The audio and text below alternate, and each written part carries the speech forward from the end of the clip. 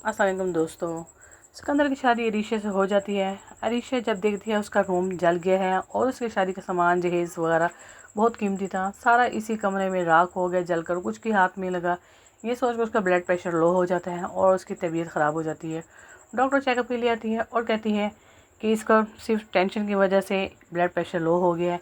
कोई मेडिसिन लेगी तो एक दो दिन मेडिसिन खाए, ये बिल्कुल ठीक हो जाएगी और सेट हो जाएगी।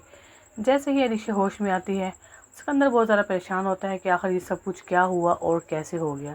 अरमीन सिकंदर की मम्मा बहुत परेशान होती है, लेकिन सिकंदर का पापा सिकंदर से कहता है अरमीन को कि तुम शाहिदा को फ़ोन करके बता दो कि उसका कमरा इस तरीके से जल चुका है। अरमीन कहती है कि इतनी जल्दी क्या है बताने की, सुबह मैं बता दूँगी। उसका हस्बैंड कहता है कि नहीं, तुम उसे बता दो ताकि उन्हें पता चले कि उनकी बेटी का रूम जल गया है, सुबह आकर वो गुस्से में हो आकर बोलेंगी। मगर अरमीन कहती है ऐसी भी कोई बात नहीं, एकदम से ख़बर देना कोई ज़रूरी नहीं है। सुबह फ़ोन उठते ही मैं उनसे फ़ोन करके बता दूंगी कि इस तरह सब कुछ हो चुका है। और साथ ही सिकंदर को ऑर्डर उसका पापा देते हैं कि सुबह एंटेनेंट को बुलाओ और अपना जो कमरा है वो बिल्कुल पहले से भी ज़्यादा खूबसूरत सेट करवा दो। Sofa set, bed, carpet, curtain, सब कुछ एक जैसा अरीशा की पसंद का हो। ये बात सुनकर सिकंदर खुश हो जाता है।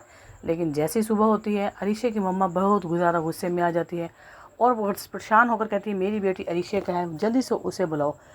अरमीन कहती है तुम आओ तो सही, बैठो तो सही, मगर शहदा के जो इनसे ज़्यादा हैवी है बहुत गुस्से में आके कहती है कि नहीं, मेरे पास बैठने का टाइम नहीं है, मेरी बेटी को क्यों नहीं बुला रही, मैं उससे मिलना चाहती हूँ।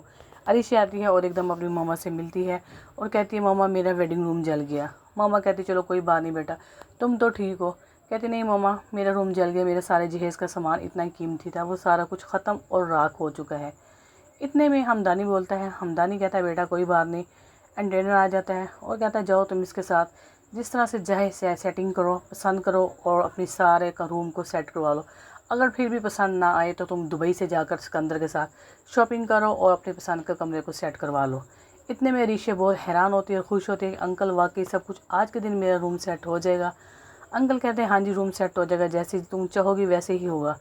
शायद ये सब कुछ देखकर बहुत ज़्यादा खुश होती है और कहती है हमदानी साहब आपका बहुत शुक्रिया, मेरी बेटी को आपने खुश रखा। मैं इस बात से बहुत ज़्यादा खुश हुई हूँ कि मेरी बेटी के दिल को ठेस नहीं पहुँची और वो इस बात से खुश हो गई है। लेकिन हमदानी कहता है हमने आपकी बेटी को बेटी बना कर लाए हैं, बहू बना कर नहीं लाए। तो दोस्तों क्या ये सब कुछ आने वाले टाइम में अरीशे के साथ ये सब कुछ इसी तरह से होगा? जिस तरह से एक रात में उसकी परेशानी ख़त्म हो गई, आने वाले दिनों में ये सब कुछ ख़त्म होगी। ये सब बातें हम आपके साथ शेयर करेंगे। ड्रामा पसंद आए तो हमारे चैनल को लाइक करें, सब्सक्राइब करें और जो मेरे चैनल पर नए हैं वही मेरे चैनल को लाजमी सब्सक्राइब करें। इजाज़त दें, मिलते हैं न्यू एपिसोड में। ओके जी, थैंक यू, अल्लाह हाफिज़।